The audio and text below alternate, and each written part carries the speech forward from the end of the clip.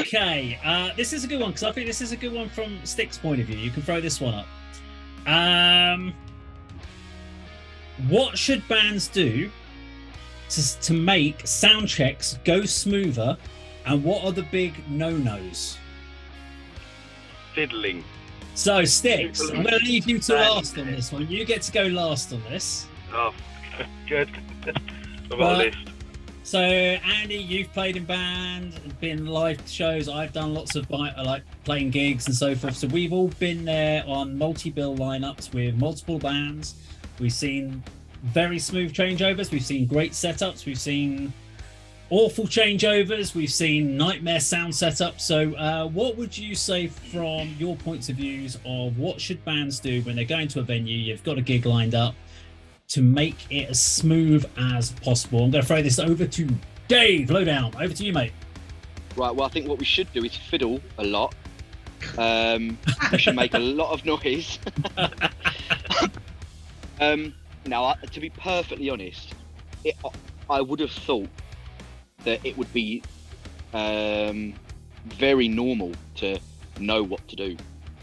But obviously, not everyone does. Some people are green. What we should be doing is having all of our equipment, for one, making sure that it all works, not borrowing guitars, having your own setup. Is this all from experience, Dave? I don't know what you're talking about, mate.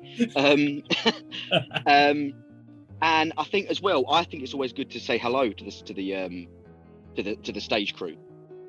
Yeah. To get yourself accustomed to who's doing what, and it really doesn't hurt to not be an arsehole. Just be a good human. They've got a job to do. You're there to do a job, so to speak. So yeah, I would definitely say to know your role, keep in your lane, and just be good. Just be a nice person. What about Andy, yourself? So you've done a few shows and stuff. What would you say from experience or what you've seen makes it go smoother? Or what big no-nos have you seen as well? Things that you've seen a band do that completely like, what the fuck are you doing, mate? Well, to be fair, from my own personal experience, it's only been seven shows, and they've all been really good. I mean, Dave, you used the term green. That's certainly me when it comes to this. But even without really knowing what I'm doing, I've made sure I've got everything I need. I've checked it before I've set off from home. I've double checked it. I've got everything I need. I've interacted with the sound crews. I mean, the best show we had was at the Red Lion with Stevenage. I mean, the guys on the crew there were absolutely amazing. And Ballstock as well. The sound guy who done Ballstock, he was incredible as well. Top man, top. Oh, who was it? Don't know who that was. I thought it was a bit of a dick, to be honest, but fair enough. Of course you did. No, I mean, my experiences have been really good. I can't complain. I mean, I've got experienced bandmates, which obviously helps me. The sound guys that have been working with my band have been brilliant. So I've got nothing to say other than I'll always be learning. I never take anybody for granted if they're there to help you or do a role in your life. You don't take the piss. You accommodate them. You as Dave said, you interact with them and speak to them and work with them to do what you're there for. They're there to, help you, and you're there to put on a show, and you've got to work together. Agreed. Before I go to Alan, Kirk, you've obviously watched quite a lot of shows. What experiences have you seen of bands causing some maybe issues, not necessarily in the sound checks, but maybe in changeovers, or some bad experiences or good experiences with professional bands and the way they work on stage? Okay, so I'm the only person who's not been a beneficiary of Styx's magnificent live audio engineering. However, as an inactive musician, I never actually played on stage either, so I've probably got the least to contribute here. Turn up on time. And then I'm going to throw a question back. I'll ask you, Styx, actually. Would you intervene if somebody is doing a sound check on the guitar and they're out of tune? Do you think that's your role to say, look, sorry, mate, but you might want to tune your guitar? Would you do that? It depends how badly out of tune. You'd like to think a guitarist should be able to hear that they're out of tune and be tuning up before a sound check. If it does sound horrendous, then I'll ask them, is that the sound you're going for? Rather than go, that sounds shit. Because half the time you get to go, that sounds shit, and they go, oh, that's how it's meant to sound. Yeah, my bad. So if you say, is that the sound you're going for? What that really means is, this sounds terrible. Do you want my help? Yeah. At the last gig we played. Yeah. Yeah. Is that the sound you're going for? Because I that what can't you're polish after, a nerd. Was that with the bass guitar? Are there any notes in there?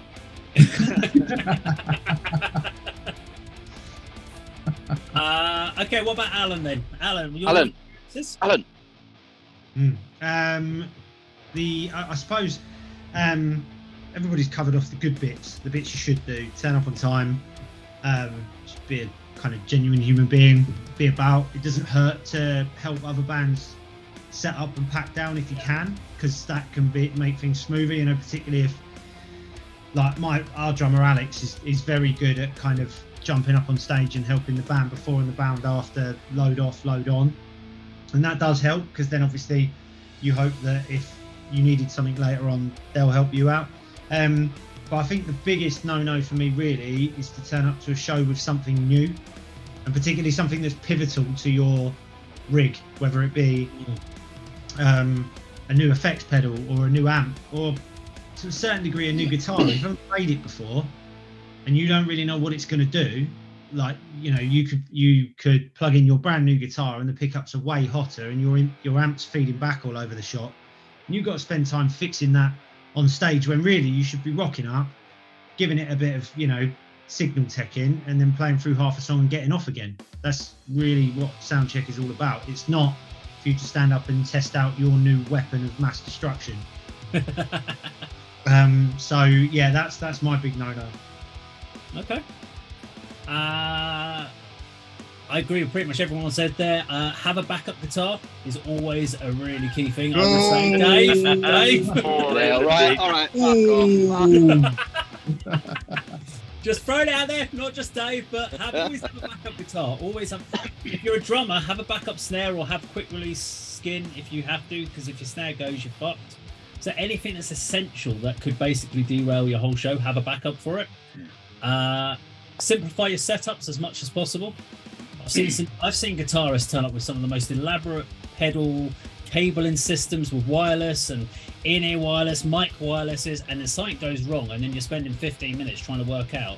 And in the end, they just strip it out and put a plug in the friggin' amp, put a plug in the bass, and then that's it. They're done, because they can't work it out because the setup's too complicated. So try to keep your setups as simple as possible. Agree with what you said, Alan, about don't try something new, practice it. People practice their sets for their 30 minutes, but I've hardly ever known of a band that goes, we've only got a 15 or a 10-minute changeover. Can we actually do a setup in 10 minutes and practice that beforehand? Like, literally have nothing set up in a rehearsal studio and go in and go, right, 10 minutes, can we get set up in the rehearsal studio beforehand? And how's that going to work? And the biggest no-no I've seen for bands is not getting their shit off the stage quick enough. I've seen them finish their gig, especially when they've had a few friends there, and then they go start shaking hands and chatting to people at the front, and I'm like, there's another band trying to get on. Get your shit off the fucking stage and then go speak to your mates. I've seen them packing their gear away on the stage. It's like, no, just get it off and let the next band on. That's my big thing for bands. Hey, Dave, do you mind if I quickly chime in there, actually? Yeah, go for it. Because I don't disagree with you at all. I really don't. I 100% agree with you. Now, the difficult part, for example, doing Metals of the Masses, the changeover, like you've already said, is pivotal. And having someone come off the stage and allowing you to get on the stage. Now, 15-minute changeovers should be enough. But most of the time, it's not. Because everyone has just finished the set, they're pumping full of adrenaline, they're soaking up all the stage, all of the crowd, all of the sweat, everything. And then you've got to get back to reality and then try and get, lug all of your shit off. Now, again, I do agree with you. But when you have just finished and you've got people coming to the front of the stage and they're all wanting to talk to you, it's really difficult to basically not look like an arsehole and go, I really appreciate the support. Thank you so much, but I can't talk to you right now. I've got to get all my gear off so the next band can come on, which is a completely normal sentence to say, and I wouldn't disagree with someone saying it.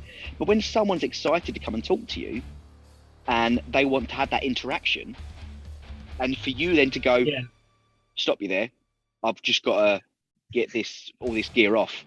It's a bit anticlimactic, I think, for the person. I think it's a hard one. I mean, the drummers definitely know how it is, because drummers have got so much hardware to get rid of. So you literally see a drummer finish their set and straight away they're onto the cymbals. They're like, if they're leaving the hardware stand, they're unscrewing, and they're automatically knowing they've got to get off that stage in 3 or 4 minutes to get the next drummer on to get their gear on. Which also brings me, before I carry on, another point. Drummers, share gear as much as possible. Stop switching over freaking racks and cymbal stands, and just share. It's a lot easier. But anyway, I agree with what you said about the talking to people. So I used to do it when I used to finish drums. Someone would come to me and go, Dave. And I'm like, yeah, mate. And they're like, just want to say great show. I'm like, cheers. I've got to sort out. I'll come and speak to you as soon as I get off the stage, mate. Let me just get my gear off and I'll come and have a chat, mate. And that's what I used to have to do, because I'm like, I just knew that there are other guys on the other stage all wanting to get their gear, and I'm like, I've just got to get my gear off. And I'd plonk it, put it down, and I'll be like, I'll pack it away in a second. I'm just going to go say hello to these people and going to get back and then pack it away. As long as I get my stuff off. But it's a tough one, though, isn't it? This year, I have definitely seen a few bands this year where, I mean, we've sat at the back, me and Sticks, just looking at it, going, just get on with it, get the fuck off, so the next people can get on, because you're just wasting time here. Yeah, we're sitting there going, we're going to overrun at this rate. So, a bit of a challenge. Completely disappear as well. Just leave their stuff on stage and disappear. Oh, I've seen they go wandering to shake hands and chat to people, and you're like, yeah, they go to the bar, they go to the toilet, sort themselves out, have a fag, and it's like their amp is still on stage, so I've just left it there. Okay. Well, hopefully there's a few things that people can agree with on that one. Before we move on, Dave, before we move on, does Sticks got anything to add to the I should do, actually. Yeah, sorry. You said leave him till last, but you've left him out. Happy birthday, man. Sorry, Sticks, you're a silent guy in the back. Most of it's been covered, to be fair. I've just made 4 points. Go for it. So the first one is, if you get the opportunity, know your sound engineer beforehand, send them your tech specs so they know what gear you're bringing. It saves so much time if I know what I'm setting out on stage before the show's even begun. The second one is know your setup. So like you said, with getting stuff on and off quickly. And know your levels as well. We've had a lot of guitarists turn up on the day and they check a clean channel, they check an overdrive channel, and it all sounds relatively lovely. And then during the show, they spring that they've got a boost on there and the sound levels go through the roof. There's no need for it to be that loud. Yeah. We don't mind a boost pedal, just not too much. Just surely in your rehearsals, you should be able to hear it steps up a little bit. That's all it needs to do. And the other one was just not fiddling when you're not meant to be playing. Don't play. We're trying to listen for feedback. Okay, good points.